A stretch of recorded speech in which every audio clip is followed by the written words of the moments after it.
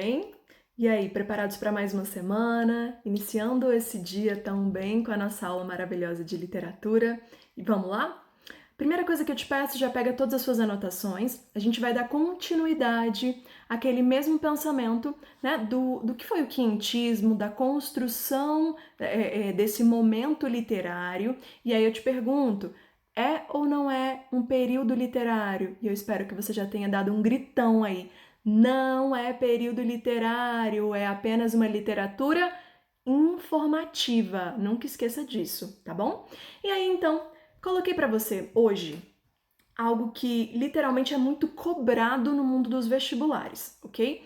E aí, nessa primeira imagem, literalmente é aquele mapinha, né, do percurso que foi feito por Cabral, ok? Que é a questão do que ele queria tanto. Era chegar até onde? Todo mundo lembra? Chegar até as Índias. Só que não foi isso que aconteceu, né? É tanto que por isso que todo mundo diz que houve, então, a questão do descobrimento, do achamento do Brasil. Muito por acaso, errando uma rota específica, chegou até as nossas terras. Tudo bem? Então, nesse momentozinho inicial, eu já peço, sente-se em um lugar arejado, tranquilo, você precisa hoje de concentração para a aula.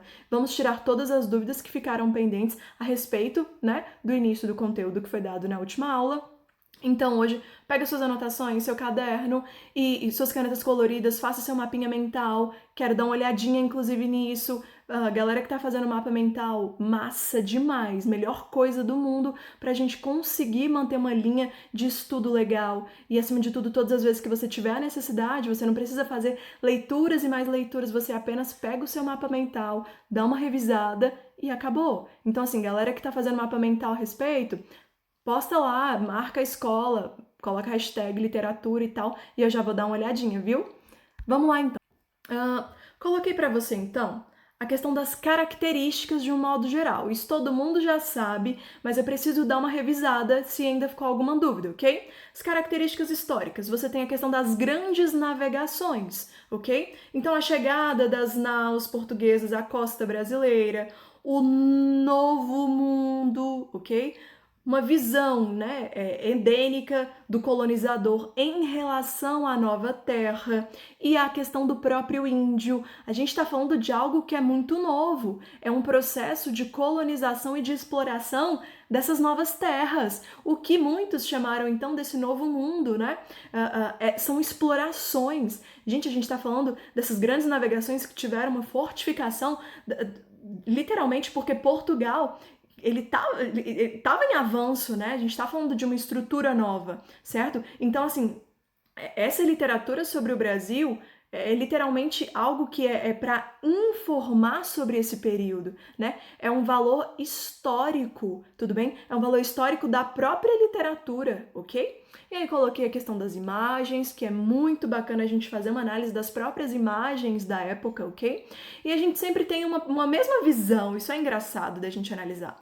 A gente tem sempre ali, ó, a questão de uma missa sendo rezada, a questão da cruz que foi colocada pelos próprios portugueses em meio à mata, em meio literalmente aos próprios indígenas, e a gente tem uma questão de uma visão de aculturação. E veio então a própria doutrina, que foi o quê? A catequização desses índios, que é o que a gente vai aprofundar hoje, beleza? E aí você tem a parte 1, a literatura de informação ou dos viajantes. Como assim ou, Valéria? Eu coloquei para você 2 possíveis nomes que possam aparecer para você, tá bom? Pode aparecer para você literatura de informação ou dos viajantes e literatura jesuítica. Esses 2 tópicos, ou seja, parte 1 e parte 2, estão dentro do quinhentismo, do tipo de literatura produzida na época. Então, o primeiro ponto que você já tem que anotar aí, parte 1, literatura de informação ou dos viajantes. O que era comum de ser produzido dentro desse tipo de literatura? Você tem uma literatura que falava sobre a questão dos relatos, dos tratados, das próprias cartas, dos diários de bordo, né? É uma estrutura, isso é importante, descritiva. Gente, você usa a descrição para quê? Literalmente, você usa a descrição para descrever, analisar algo que em muitos momentos você não está presente, mas alguém está comentando e falando sobre aquilo para você. Tudo bem? Lembra do trecho que eu falei para você na última aula, que era o ato de vender o peixe? Eles precisavam vender o peixe, ou seja, vender a própria terra, né? Que não, no caso, não eram deles. A gente está falando de uma navegação que chegou ao Brasil e tudo mais, e tudo que havia naquela carta de mais de 20 e tantas páginas era para literalmente tentar trazer a galera de Portugal mais navegações para que aqui sim fosse colonizado, entendeu? Então, olha lá, os autores estrangeiros, a gente está falando de escrivãos, de aventureiros, religiosos, historiadores, navegadores. Quem foram os representantes, né, mais topzeiras e tudo mais famosos? A gente está falando de Pero Vaz de Caminha, que fez a produção do quê? Do nosso documento histórico, né? Da carta, primeira carta lá. A gente está falando de Hans Tander, Jean Delary e Américo Vespúcio. Qual era a questão do próprio objetivo, de um modo geral, né? A carta relatar ao rei Dom Manuel as impressões, ou seja, as características sobre essa nova terra que foi encontrada. Então, a questão da fauna, da flora, o próprio índio, né, o próprio ser, que a questão da falta de vestimenta chamou muito a atenção. Por quê? Porque não era comum.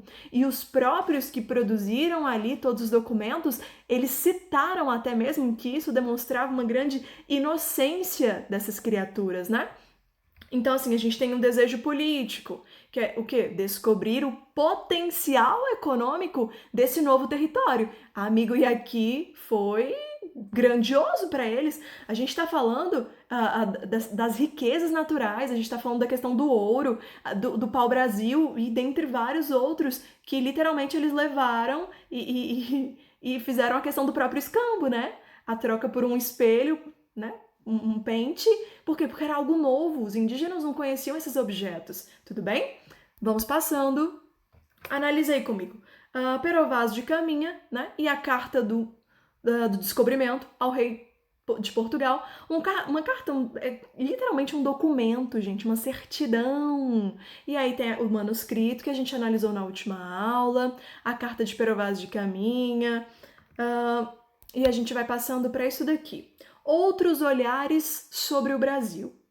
Diário de navegação, escrito em 1530 e 1532, por Pero Lopes de Souza, impressões sobre o litoral brasileiro. Gente, a gente está falando sobre o quê? Sobre pontos importantíssimos que eram descritos dentro dessas cartas, tudo bem? A questão do Tratado Descritivo do Brasil, escrito no final do século XVI, né, por Gabriel de Soares de Souza, que tornou claras as intenções dos colonizadores perante a tudo que eles estavam vendo, analisando. A gente está falando de Tratado da Terra do Brasil, escrito em 1565 e 1570 por Pero Magalhães. Gente, a gente está falando de coisas muito básicas. São todos tópicos dentro do quê? Da própria literatura desses viajantes, das constituições, dessas produções escritas, ok?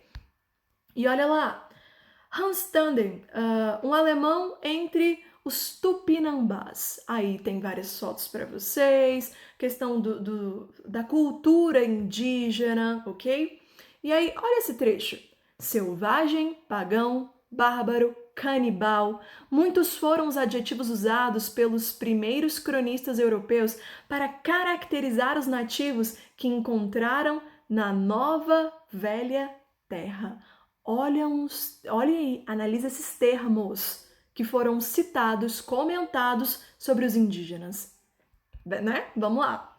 Olha lá, relato de Hans Tander. Quando eu estava andando na floresta, eclodiram grandes gritos dos dois lados da trilha, como é comum entre os selvagens. Os homens vieram na minha direção e eu reconheci que se tratava de selvagens. Eles me cercaram, dirigiram arcos e flechas contra mim e atiraram. Então gritei: que Deus ajude minha alma. Isso é um trechinho que ele vem colocando nos seus próprios manuscritos a serem assim mandados para Portugal, ok? E aí você tem outras imagens, depois analise com calma. Estou mostrando para você literalmente traços e tudo mais que eram citados dentro dos documentos. Por isso tantas imagens. Eu quero te mostrar essa questão cultural, ok? Aflorada dentro desses documentos. E aí então, a gente vem falando sobre outra terra, outro povo, outro Deus. O que isso quer dizer? Em grandes navegações, nós tínhamos sim algo fortíssimo, né, para essa cultura portuguesa, que era a questão da própria religião, do catolicismo, né, que sim, que vários padres vieram nessas grandes navegações. Então, como é que era esse tipo de literatura? É uma literatura que é chamada de literatura de catequese, ou literatura jesuítica, ok? Então nós temos lá tipos de produção, nós temos os poemas, as peças de teatro, esses autos religiosos, essas cartas, essas crônicas, mas todos esses tópicos que eu acabei de citar para você, todos com cunho católicos, com cunhos que falavam sobre a palavra de Deus, ok? Um objetivo. Qual era o objetivo maior disso tudo? A catequização dos indígenas. Os autores, quem produziam? Os missionários jesuítas, ou seja, eles vinham nessas grandes navegações com uma função básica. O governo em si mandava para quê? Para que acontecesse a catequização desses índios, uma doutrina imposta. E aí você tem os principais representantes, que a gente comentou sobre alguns na última aula. Padre José de Anchieta, Manuel de Nóbrega, religiosos que foram enviados ao Brasil pela própria Companhia de Jesus, ou seja, lá de Portugal e tudo mais, que tinha uma função de catequização. Então, Anchieta, apóstolo e poeta, é a principal figura do período. Escreveu uma gramática além dos autos, crônicas, sermões. Valéria, o que são os sermões? Sermões literalmente são essas palavras proferidas, são esses manuscritos que os próprios padres e tudo mais eles produziam, trazendo um conhecimento maior, que era literalmente dar o sermão, ou seja, falar sobre um ponto específico que precisava ser trabalhado e, acima de tudo, melhorado, ok? E poemas, né? Português, em espanhol, latim e até mesmo no tupi-guarani. Então, ele abraçou essa causa de uma forma muito maior, ok? Olha lá a questão mesmo desse próprio entrosamento com os indígenas, né? Pessoal, eu vou ficando por aqui. Eu espero que a gente tenha conseguido sanar todas as dúvidas. Qualquer coisa pode colocar para mim aqui nos comentários, ok? Gostaria de dizer que eu tô morrendo de saudade de cada um de vocês. Deixo um beijo enorme para cada um. Tchau, tchau!